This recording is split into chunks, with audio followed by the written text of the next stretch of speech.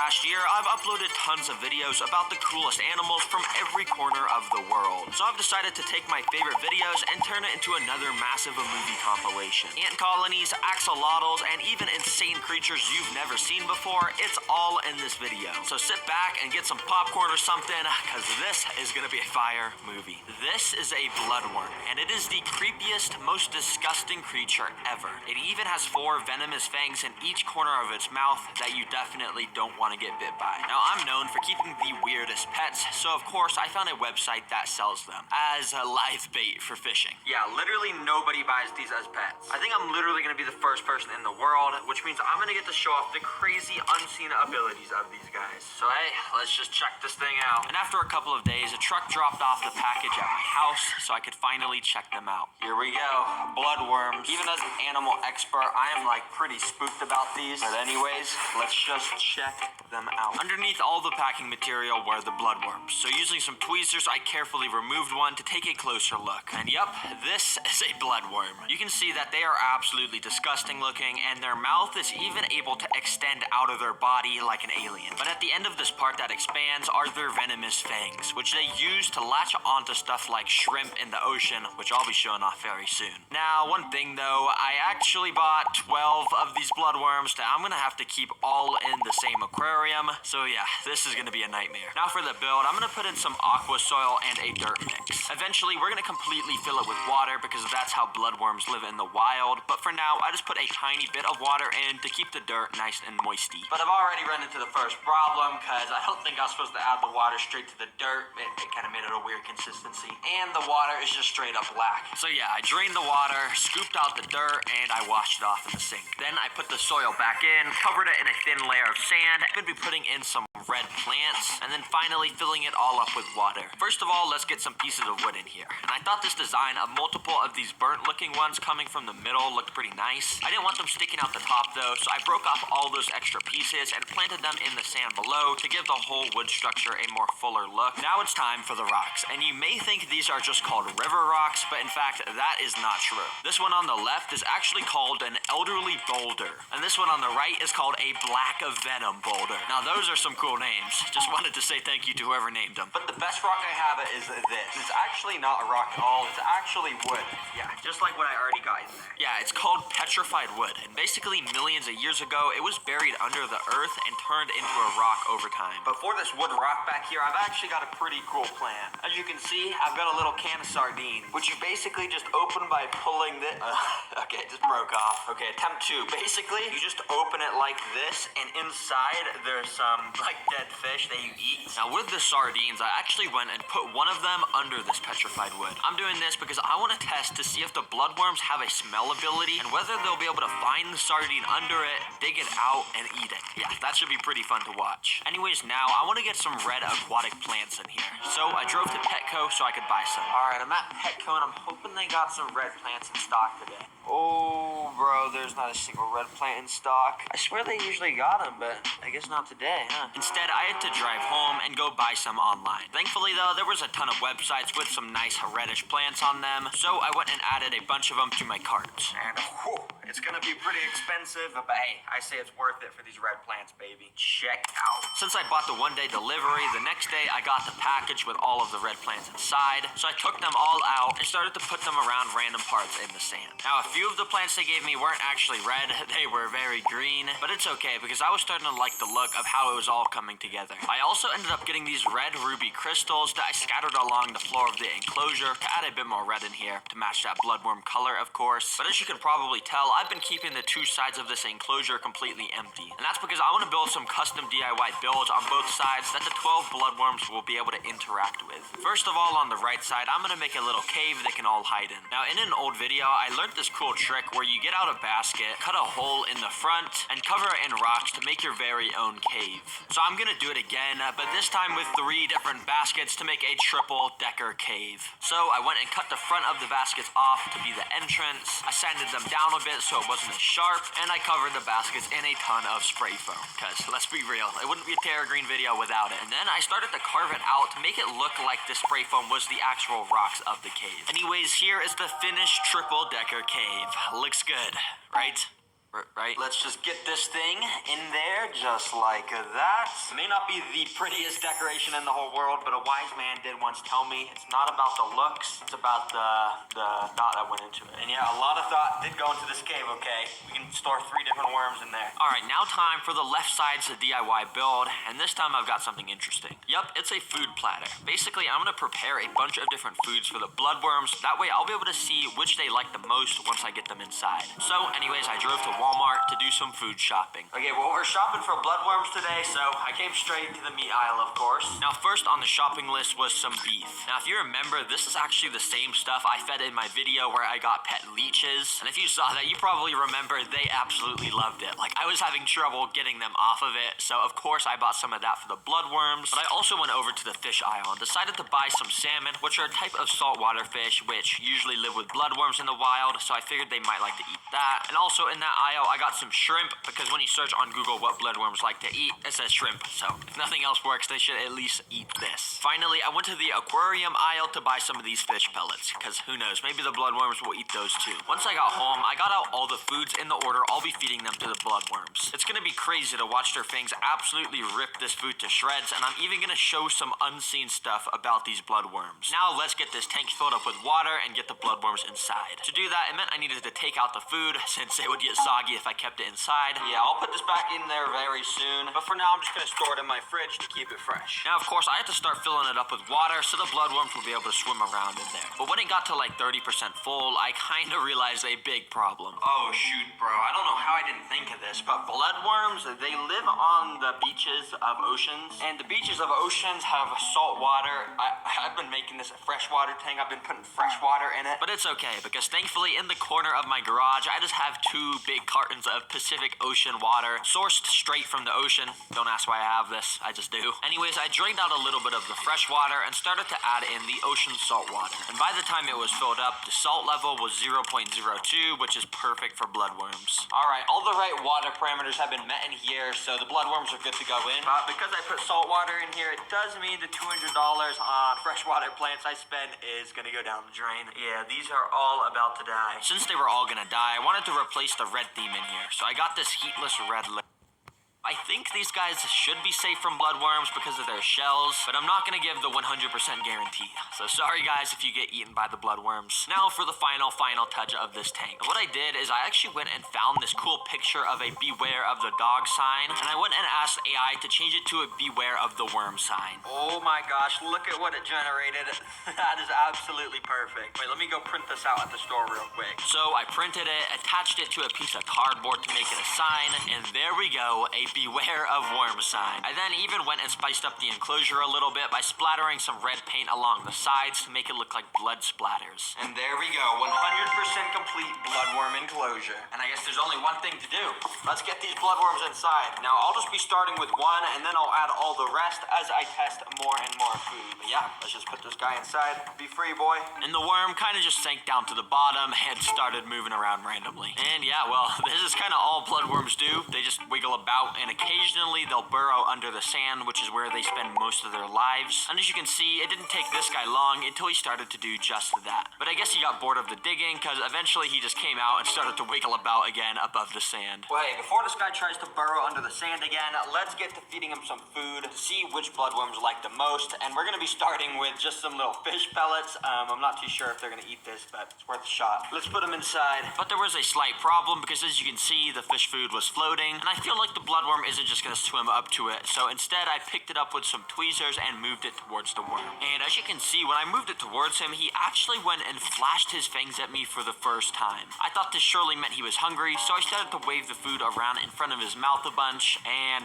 yeah, nothing. He didn't eat it. So hey, fish food, I'm gonna give a 0 out of 10. He didn't even want anything to do with that. But next up, out of all of these, I think I'm gonna do some salmon. Now this stuff is so smelly and so oily, I think he just has to eat it, right? Now I actually went and added in in 2 more bloodworms to the tank, so there was a higher chance of one of them eating it. Then I did the same thing. I just wiggled the salmon around in front of their mouths until they ate it. But just like the fish pellets, for some reason, these worms were not wanting anything to do with it. Now, I actually think bloodworms need to have their mouth part extended and their fangs showing in order for them to eat food. And right now, their mouths are retracted because I think they're stressed. So what I did was I actually went and put all of the 12 bloodworms in the aquarium and just kind of let them do their thing. My thinking was if I left them alone for a few hours in the tank, they'd start to get used to it and then they would eat. After a while, I went and took one of the bloodworms out and put him on land. I waited a little bit for him to shoot his mouth out, and when he did, I grabbed it with tweezers. Now you can really get a good look at the fangs, and what makes these fangs so cool is they're actually made of copper. Yeah, like the metal you find underground, and they're the only animal in the world with copper teeth. Anyways, with the bloodworm, I brought it up to the 3rd food source, which is of course beef, and after kind of like shoving his face in it, he instantly bit down with all 4 of his fangs and started to devour this piece of meat and just suck all the juices out. Wow, it took a long time for me to get a bloodworm to eat a piece of meat, but dang, that is so cool when they do grab on, because look, I'm shaking it, like literally it doesn't want to come off. It's like, I am eating this, do not take it away. So I think I'm gonna go try that same thing with the last food source, which is a shrimp. And once one of the other worms shot off their mouth, I once again grabbed it, and this time put the shrimp in front of it. He also immediately grabbed onto it, and now these 2 bloodworms were having the time of their lives eating up the food. After like an hour, I went and removed the food from them, which was pretty hard. I had to like kind of shake them off. But that was only the first animal video, and as the movie goes on, the videos get cooler and cooler, with the second video being me flipping 100 rocks in an exotic rainforest to see what crazy animals I could find. And trust me, it was insane. Outside in rainforests, there's tons of random objects like this rock, which when you flip them, you'll find life you would have never known existed. This first one just had a bunch of random insects, but in this video, I'll be flipping 100 different rocks in the Puerto Rican rainforests, find all sorts of weird lizards,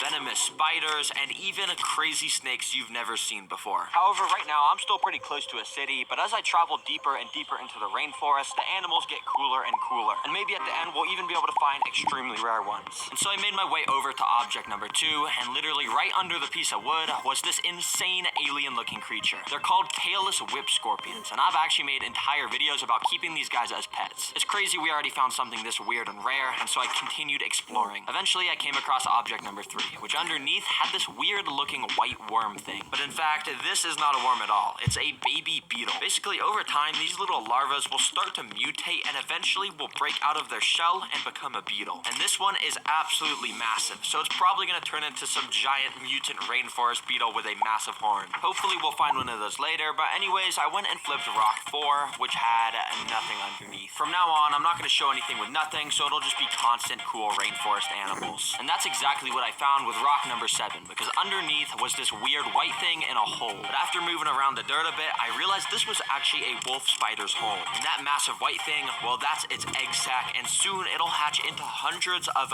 mini spiders. You can see the spider mom was super defensive and did not leave the egg sac at all. So I put her home back and kept exploring. Soon after, I came across the next object, which when I tried to flip it, well, it kind of broke apart in my hands. And this happened because if you take a closer look on here, there's tons of these little white bugs crawling all over it. These are termites, which you probably already know eat wood like this. They'll literally just set up their entire colonies inside of these dead logs and just eat them from the inside out. Now, under object number 10, I found the coolest thing so far. Oh shoot, what is that? You see, on the bottom side of the log, I saw this little tail thing poking out from under the bark. At first, I thought it was some sort of worm, but if you look closely, you can see it has a bunch of tiny little scales on it, so it can't be a worm. So there was only one thing to do. Get out the backpack. You see, in the backpack, I've packed tons of items to be able to interact with the wildlife out here. And the first item we're taking out is these tweezers. Using the tweezers, I started to peel back some of the bark on the log until I eventually revealed the animal. It really looked so much like a worm, but you can tell by how it was slithering around that it was actually a snake. These are called Brahmini blind snakes, and they're the smallest species in the whole world. Basically, this species spends their whole life underground just like worms do. And a fun fact about them is they're all female. Basically, they have the ability to clone their genes into an egg, and that's how more snakes are born. So if you ever see one of these in the wild, just know it has the same exact genes as this one does. It's pretty crazy. Now, by this point, I reached my first little water section of the trail, which was absolutely beautiful. Well, dang, I don't really know if you can hear me, but this is a pretty nice area, as you can see. But basically, I just want to see if I can see something under the water with the GoPro. Now, obviously, GoPros are waterproof, which lets me do this. And at first, first, it was kind of just a cloudy mess, but then this fish came out of nowhere. Knowing that there was at least one fish down here, I put the camera back under and figured out that there was a whole school of them. However, since the water was so cloudy, I couldn't really tell the species, so I walked down alongside the river for a little bit until it got a bit clearer, and then I stuck my GoPro underneath again. This time, there was even more of those same fish, and now I could clearly see that these were mountain mullets, which are a species native to these Puerto Rican rainforests. You see, this species is really cool because they actually are born in oceans, and once they're born, they swim up the rivers into Puerto Rico to get to these remote rainforest streams. Then, when it's time to lay eggs, they swim back to the ocean and repeat the process. It's very cool. Also, by the way, right next to these fish were a ton of these little aquatic snails, which are super important for the environment because they eat up all the algae. Anyways, a bit later, I came across this rock with a little lizard sitting on top. When I got close, it of course ran away, but I figured this was a good omen, so I flipped it, and underneath there was nothing. But since that lizard was sitting on top of the rock, I figured that underneath of it could actually be its home. So I had an idea, and I got out the backpack, and inside I took out this little container of super worms. Then I basically put a bunch of them onto my hand and just put them under the rock in case the lizard wanted to eat some of them. Now I was just gonna leave them and walk away, but then I noticed that that same exact lizard that was sitting on top of the rock had actually already ran over and ate one of the worms. And yeah, he was enjoying it a ton.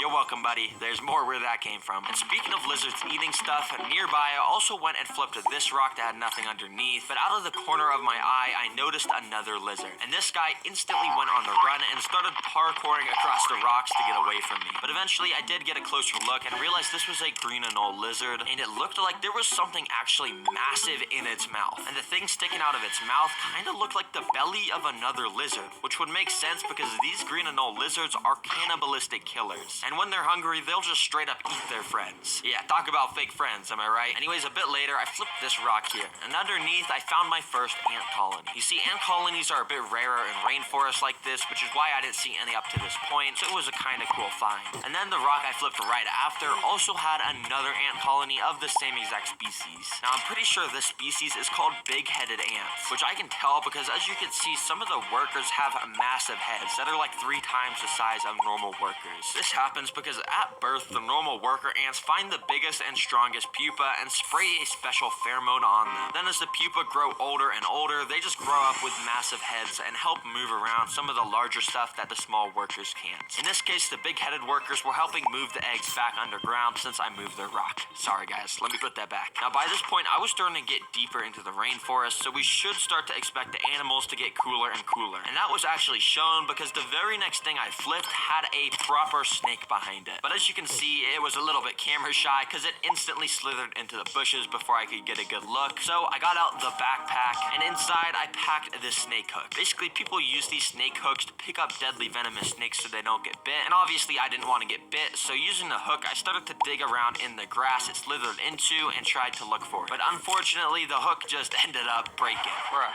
it broke. Oh my gosh. But this was still a good sign for cool rare animals, and trust me, we'll be finding more snakes very soon. Now the next rock I flipped had this weird little fuzzy worm under it. Now even after searching online, I couldn't really figure out what this is. I thought it could be like a moth cocoon, but I'm pretty sure those only grow on trees, so comment if you know what this is. But behind that crawled out this little bug, which I have experience with these guys a lot. These are called isopods, and they're sometimes called roly-polies because they roll up into a ball when threatened. But I love these guys because I always put them in the terrariums I build at home because they eat all the dead matter and keep everything clean. So yeah, thanks for existing, guys. You're awesome. I kept on venturing through the rainforest and eventually came across this fence with a few bricks laid on the floor under it. It looked like the perfect spot for animals to be hiding under, and I was right because under that first brick was this massive beetle. And after getting a closer look, I could tell this was some sort of rhinoceros beetle, which are called rhinoceros beetles because the males grow these massive horns on their head, which they use to fight each other with. But this is a female, which is why it doesn't have a horn. In fact, if you remember that massive beetle larva from earlier, I think that actually turns into one of these. So yeah, that's pretty cool that we got to find one of these. Under the next brick was this little centipede bug, and under the third brick was this little slug. I'm not sure what species this is, but I left my phone pointing at it for a couple minutes and got this cool time-lapse footage of it slugging around. Now, as I kept on venturing, I found a cool bug under this rock. At first, I know you can't really see anything, but if I zoom in and highlight this spot here, there's actually a cave cricket right here, which is just super camouflaged. But these guys are cool because they basically have the ability to teleport when they sense danger. Yeah, they really just move so fast that it looks like teleportation. That's pretty pretty crazy. But this next rock I flipped had something I've never seen before. Of course, right there, you can tell that there was a little worm under the dirt, but above and to the left of it was this weird little white thing. I thought at first it could be like a termite or something, but after getting a closer look, I realized it resembled the shape of a worm egg sac. For some reason, I just never thought that worms came out of eggs. But yeah, apparently this is what it looks like when they're born. They just gotta rip their way out of an egg. Dang, that's cool. Now, by this point on the trail, I had gotten to this little section of paved road, and while I was walking on it, I ended up coming across this. Oh shoot, wait, look at this. Oh shoot, it's a snake. Look at that. But if you're wondering why it's not moving and blurred, well, that's because it was actually run over by a car here. Unfortunately, accidents like this are bound to happen on roads, but this is still a good sign for finding more cool animals like this. And thankfully, that's exactly what I found as I made it back to the trail. You see, the first rock I flipped, I saw a little burrow underneath, but I didn't even realize that there was something sitting on the rock I was grabbing. Oh my gosh. Oh, I did not see that. Hold on, there's a hairy spider camouflaged on this rock right now. This is actually a Puerto Rican tarantula, and they're extremely rare to just find out in the open in the day like this. Yeah, they usually spend their entire days underground in some sort of burrow. For this tarantula, I had to get out the backpack, and from inside, I once again pulled out this container of super worms. Then, using some tweezers, I basically just started to wave around the worms in front of the tarantula's face to see if he'd eat them. And yeah, it didn't really seem like he was liking it too much. He got really defensive and ran into his burrow. He even started to run towards me. And since these guys are venomous, I did not want to make him any more angry, and I put his home back on top. Sorry, buddy. I'll leave you alone now. Anyways, I kept flipping random objects as I continued down the trail and wasn't finding many animals for a while. But I did find some pretty random stuff, like just a whole fruit under this leaf, which was like kind of mushy and moldy, so I didn't try and eat it. And also, while walking, I found this weird bone thing on the side of the trail. I'm not 100% sure what this bone belongs to, but I do know Puerto Rico used to have some like wild pigs running around back in the day, which I guess this would make sense if this was a pig bone, but let me know in the comments if you're a bone expert.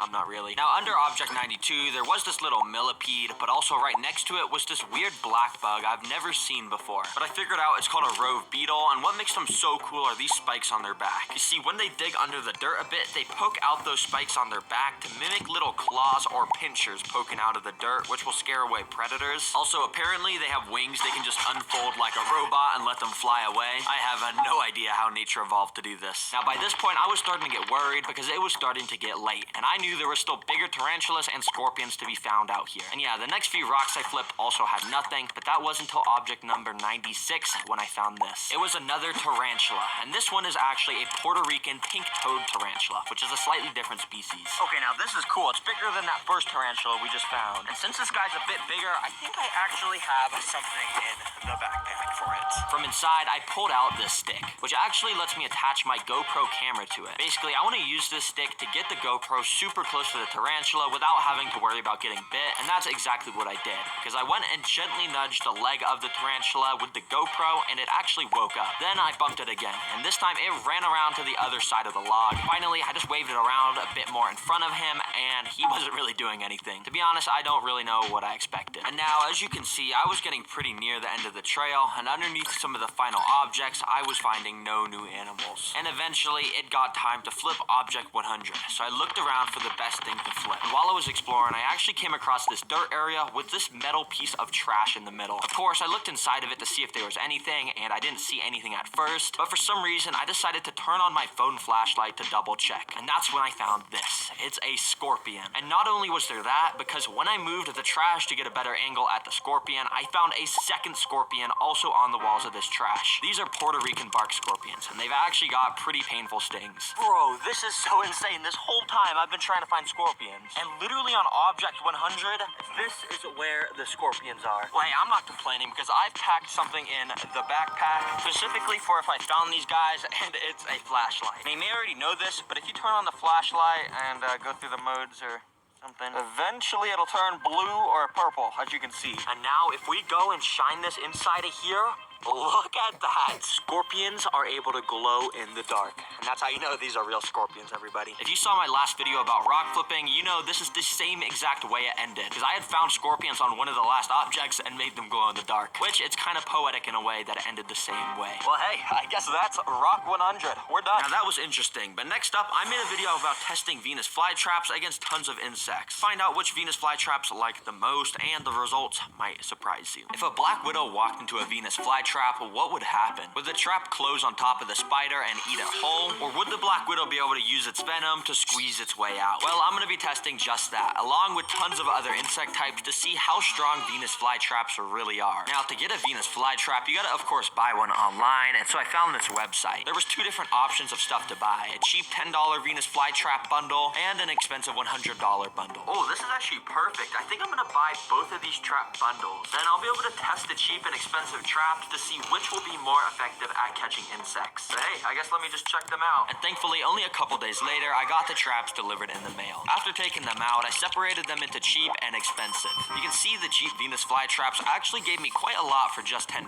And the traps themselves did look pretty healthy, big, and had that signature green and red color. Nice. However, over on the expensive side, you can see these are a bit different. They're not even packaged at all, and they look way more natural with moss all around the dirt. However, the main difference in these ones is that they're basically fully red. Like, they literally look like an apple. I've never seen Venus flytraps like that. But other than that, these traps mostly look the same, and hopefully at least one of them will be able to successfully trap a black widow. But before we test the black widow, we also got some other insects to test, starting with a fly. Thankfully, I'm a weird bug guy, so I just got a container of a bunch of flies, which might actually mostly be dead, but I think some are alive in there. First of all, let's get the plants in their testing chambers, and we'll be testing the strength of the cheap $10 traps first. Without wasting any time, I just put in a single fly and put 30 minutes on the clock. And if it gets caught before the timer's up, I'll add in some more flies. But instantly, as you can see, the fly started to climb along the glass to try and escape. Thankfully though, I've sealed this enclosure shut, and once the fly realized that, he ended up going back down to the floor. Now this is where things get interesting, because the fly landed on one of the pots with all of the Venus flytrap plants. What makes Venus flytraps so effective is actually their nectar. Just like normal flowers, these traps also produce nectar around this little green lip part of the plant. And basically what it's designed to do is lure hungry insects in, and while they're eating the plant, of course, it shuts. But I guess because these plants are so cheap, they didn't have very much of that nectar, because after standing around for like a minute, the fly just flew away without even stepping in any of the jaws. And from there on out, the fly basically drained the 30-minute timer down all the way to 3 minutes by just standing on the glass. However, eventually he decided to explore near the cheap Venus flytraps once again. And this time he got a little bit too close, because he stepped onto one of the traps and it could literally close on him right now. But the trap took a second too long, and the fly was able to fly out once it sensed the movement. You see, Venus flytraps have a very interesting system for how they detect prey and activate their jaws, which I'll go more in depth with when the trap actually traps an insect. For now, the fly just sort of walked around on the dirt for the rest of the timer, and well, the cheap trap was a fail. Thankfully, over on the right, we got the expensive one though, worth 10 times more, and this should have a much better result. So I put in a new fly, and let's get the timer started to see how quickly this guy gets caught. Now I'm not gonna lie, this fly was a bit crazier than that first one, because for the first 3 minutes, he literally just flew around the entire enclosure like he was insane, just hitting all the glass trying to escape. But after he tired himself out, it was time for the Venus flytraps to do their thing. Instantly, you can tell the fly was way more drawn to the traps, as these expensive ones have a much stronger, more smelly nectar. And that was proven because right after, the fly walked in one of the traps. But quickly, it walked out right as the trap closed. Yeah, you can see in this instant replay, the trap may have missed the fly, but comparing the cheap and expensive traps, the expensive one closes way faster. And only a minute later, the fly was still chilling near the traps, and this time the nectar caught him off guard, because he walked onto the trap and put his face straight up to the lip of the plant where it was. And well, yeah, the video is paused right now, but you could probably tell what's about to happen. Just like that, the trap got a perfect close on the fly. You see, every single Venus flytrap has these super tiny trigger hairs inside of the jaws, and when a bug or something touches more than 2 of them, the trap starts to close. And these expensive ones are able to close so quickly that they catch most of prey that steps inside. You can see slight bits of movement inside over the next 20 minutes, but over the next few days, the trap is going to release a type of acid on the fly to digest it down and grow even stronger. Well, it only took 5 minutes for that to trap the fly, and the cheap one didn't catch any. So the expensive one definitely takes home the win, and I think I'm going to have to rate him a 3 out of 10 for how entertaining it was to watch. And I just say that because the next 2 insects should be way more interesting, especially the black widow. I have no idea what's going to happen with that. Anyway, second up though, we got crickets to test. Thankfully, crickets can't fly or climb glass, so they should be way easier to catch. And after letting one loose in the cheap enclosure, I put 30 minutes on the clock. Let's see what happens. Now, for the first little while, the cricket spent most of its time just walking on the dirt along the side of the glass to, of course, try and find an escape. Because let's be real, every cricket that sees me on this channel knows it's about to get eaten. He did not want to be in here. But after 5 minutes, he made his first approach to the traps. And one thing I should probably say is that the that crickets are way more attracted to nectar as it's a primary part in their diet. And that was shown because soon after, the cricket started to climb on the outside of the jaws of this trap. And right after that, I actually realized the cricket had stepped inside one of the traps and it sort of looked like it was drinking nectar. But hello, Venus flytrap, there's a cricket standing inside of you right now. Are you gonna close? Yeah, the cricket really just stood there for 30 seconds. And when it was finished drinking the nectar, it started to walk out and then finally the trap closed. Good job, bro. You were only a minute late at closing. I guess the cricket must have just not hit a trigger hair inside until the very end, which is why that happened. Anyways, nothing really new happened up until 15 minutes left on the clock when I decided I wanted to add in 3 more crickets to make this more interesting. And while these guys all ran around the enclosure, I closely watched them to see if any would step inside any of the traps. And at 5 minutes left, this happened. You see, this cricket started to walk up the stem of this trap. Then he walked inside, realized it was a dead end, and tried to turn around. But it was too late because the trap closed on him, leaving him half stuck inside. So I literally just got some time-lapse footage of this guy to see if he'd be able to escape. And actually, while I was recording that, another cricket below also stepped into one of the traps. And he also got half of his body stuck inside. Thankfully, this cricket was able to use some of the stuff around him to pry himself out of the trap. However, I don't know if this guy will be able to do the same since he's in the air and has nothing to grab onto. So I guess I'll just leave you here. Sorry, boy. Good luck. But anyways, that concludes the timer, and I would call this a half success for the cheap plants this time. But oh boy, am I excited to do this with the expensive traps. I didn't want to waste any time, so I put in one cricket. And this time, the cricket instantly walked towards the traps, like within a couple seconds. And he started to just play with his life, because he would just be walking through the plants like this, narrowly escaping the insane speed of these expensive Venus flytraps. Now, only a few minutes later, the cricket once again walked into a Venus flytrap. This time, he managed to dodge all the trigger hairs, and he put his mouth up to the lip of the plant to drink some nectar. But yeah, the second he started moving again, he wasn't so lucky, because the trap got an absolutely perfect close on him. And well, it only took 7 minutes for the expensive traps to fully capture a cricket. So once again, I'm gonna have to give the win to expensive. And I think I'm gonna rate that a 6 out of 10 for entertainment, because way more traps closed, which was fun to watch. But you already know what time it is. It is a Black Widow o'clock. Yeah, it's time to test the Black Widows now. Now, I've never actually just seen a Black Widow walking around where I live. I don't know why, I guess they just don't have them here in my state. So the only way to get one was to get out the laptop and find a website selling them. I ended up finding a good listing on this website, so I bought some,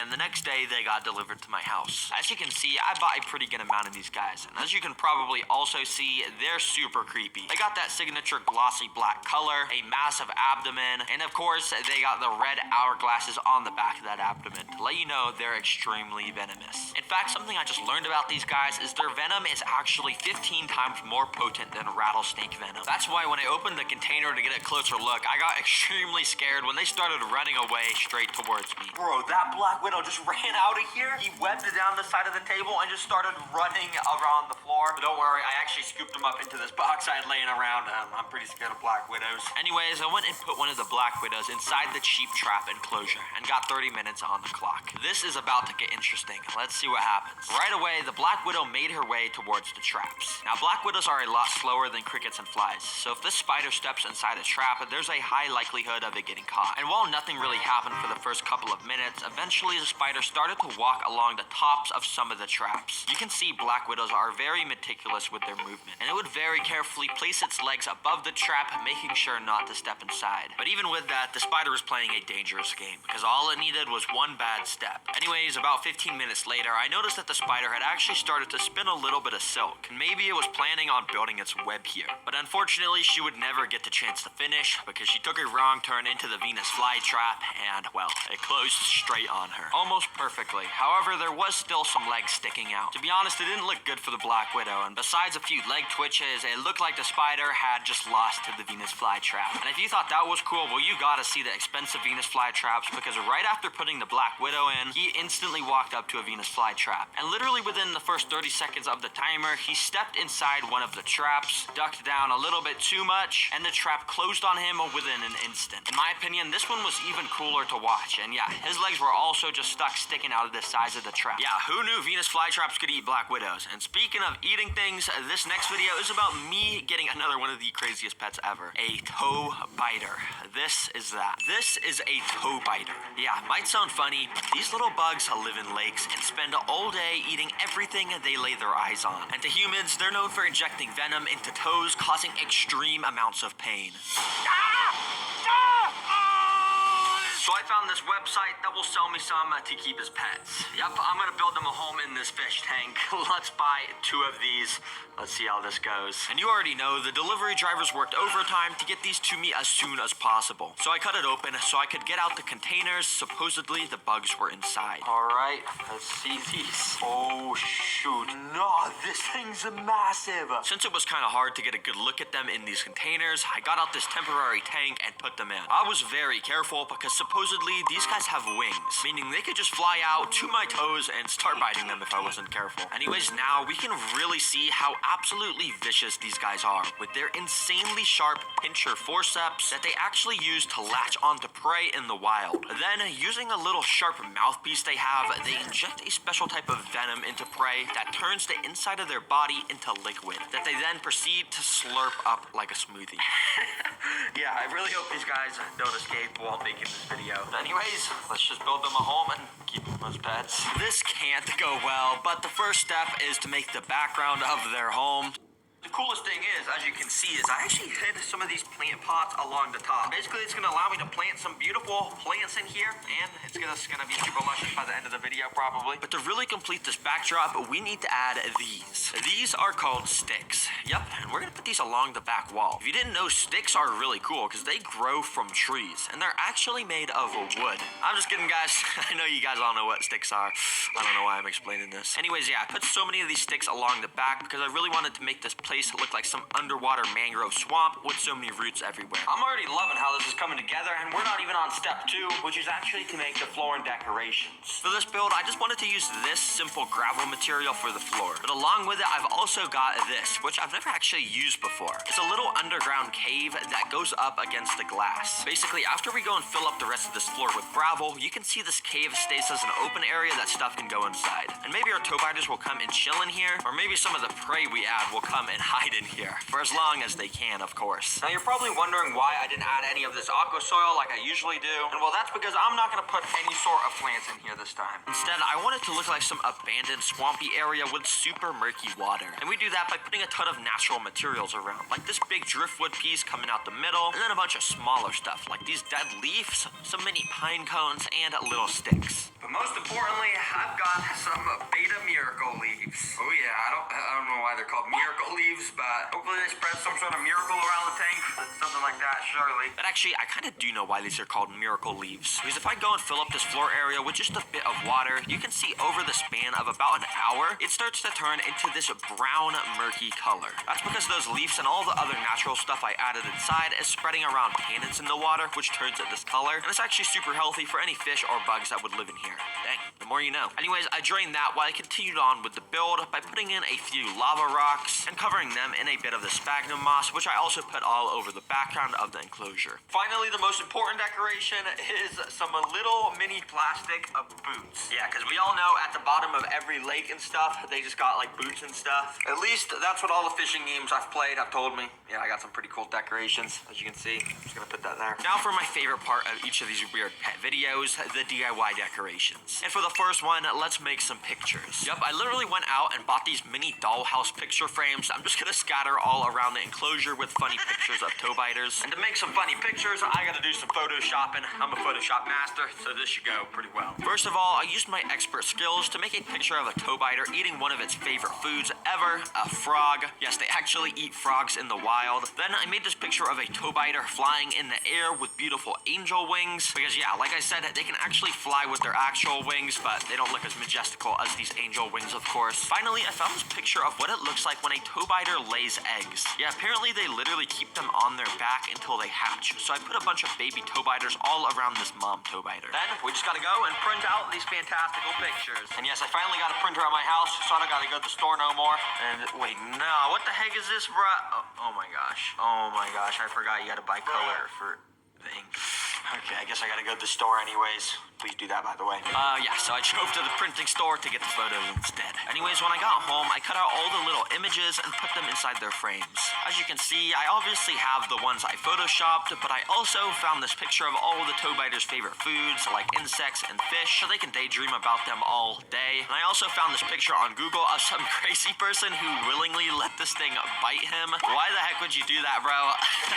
I don't know, I just thought I had to put this in. Anyways, for the next DIY build, I'm gonna make some signs. Yep, I literally went out and bought all these random pieces of wood so I could burn some cool patterns on them with my super hot wood burning pen. With the first sign, I made it say, beware of the biter. And I even put a little bit of eye emojis at the bottom. You know, I just thought those looked cool. And then on the second sign, I made it said, rest in peace to all the insects and fish that enter this tank. Because as you know, toe biters do not take kindly to those kind of things. Now, I could just go and put these inside of the tank. I kind of want them to look like signs, so I got these sticks that I use for the background, which I'm gonna go and hot glue to the back of them. Once they dried, I stuck the two signs in the floor and got out the final sign that I was gonna make a pattern on. This time, I stuck these little wooden letters onto the sign to write toe biters. Then I completely burned all the letters black so they stood out. All right, let's just hang that right there. And oh, that's actually fire. Hold on, wait, that's actually on fire. Oh, no, I'm just kidding, guys. It's just some editing. Yeah, don't worry, but it is actually fire. That's pretty cool. And now the build only needs one more thing. Some plants to put in those pots that I had at the top of the enclosure. So I drove to Walmart to buy them. Oh yeah, I haven't been to Walmart in so long. I already know they're gonna have some fire plants. Bro, what is this? Wait, this is the entire plant section? Yeah, I don't know what my Walmart is doing, cause why the heck is there only like 5 plants here? None of these plants are even the right type, and they would all die in the water. Come on, Walmart. Hashtag bring back the plants. Everyone comment that. We actually gotta bring back these plants. Anyways, I went home and instead just got out these terrarium plants that I had sitting in my garage. Listen, guys, I tried to go to Walmart. I know you guys get mad at me whenever I don't, but hopefully this is good enough for you guys. And anyways, once the plants were inside, I filled it up with water, and as you can see, it turned super brown from all the tannins, of course, which is perfect. That's exactly how I wanted it. And yep, this is now 100% complete. We don't need a filter or anything because toe biters are extremely resilient to water. So the next thing is to literally just get these guys inside. Okay, I gotta be extremely cautious with this. I have no idea how I'm gonna do this. I'm just gonna, okay, 3, 2, 1, quickly pick it up. Oh, they both fell off. No. Okay, they're swimming around. I'm gonna put this back on top so they don't fly out. So I instead went with a different approach and moved the cork bark to the new tank and instead used this net to try and transport the toe biters without them flying away. Move. Okay. Thankfully, it was a little bit more successful, so I did the same with the other toe biter, and you can see they both just swam straight down to grab onto something, and they stayed completely still. But they do this for a purpose. You see, toe biters have evolved to have the exact same pattern and shape as a dead leaf, and they stay completely still till some prey swims by them. Then they pounce on it. So you already know, let's test the 3 food sources with these guys, starting with the smallest, which is actually mealworms, which I got right here. Mealworms are one of the most common foods for the kind of pets I keep, so I had a feeling these guys would definitely enjoy them. First of all, I dumped one in the water with some tweezers and waved around in front of this guy. And instantly, he dashed off of his rock towards it, and it actually scared me a bit, but he didn't even actually end up attacking the mealworm. So when he found a new spot to go and rest, I did the same exact thing. And this time, he struck at it, and he scared me so much, I actually dropped the tweezers with the worm. I don't know why this scared me. I'm literally using tweezers, but yeah. Anyways, on the 3rd attempt, this is what happens. He went and grabbed the mealworm with his claws, and he actually got a good grip with it. Then he brought out his sharp mouthpiece and started finding a good spot to poke into the worm with. Eventually, he made the bite, and as I said earlier, they inject a special digestive enzyme into their prey that turns the inside of them into a liquid that they then proceed to slurp up like a smoothie. And yeah, this must have been a tasty smoothie. All right, I'm gonna give mealworms a 7 out of 10 because those toe biters liked them kind of a lot. But next up, we got an even bigger insect. We got some roaches, baby. I think there's roaches in here. Oh yeah, right there. See them? I wanted to make this one quick, so instantly I put one of these roaches in front of the second toe biter, and almost immediately he pounced onto my tweezers totally, and he just like wouldn't not let go. I think he didn't even see the roach, so I just knocked him off the tweezers and tried again. This time he actually grabbed the roach, but he also grabbed onto my tweezers again and straight up just would not let go. So I kind of just set the tweezers down while he ate the roach, and you can see this guy was also absolutely slurping this up and probably enjoying it a lot. All right. I'll give roach his 8 out of 10. It seemed like they liked them a little bit more. But now it's time for the toe biters' real favorite food. Or at least that's what I've heard. You see, insects are great and all, but in order for my toe biters to be healthy and thriving, they need to eat fish, because that's what they eat in the wild mostly. And thankfully online, there's tons of websites that sell feeder fish just for this purpose. So I bought 2 of them so we can get our pet toe biters their proper nutritions. The next day, they got delivered, so I got them ready to feed. All right, let's do this. And I even got my GoPro so I can get some nice underwater shots of these toe biters eating. Let's dump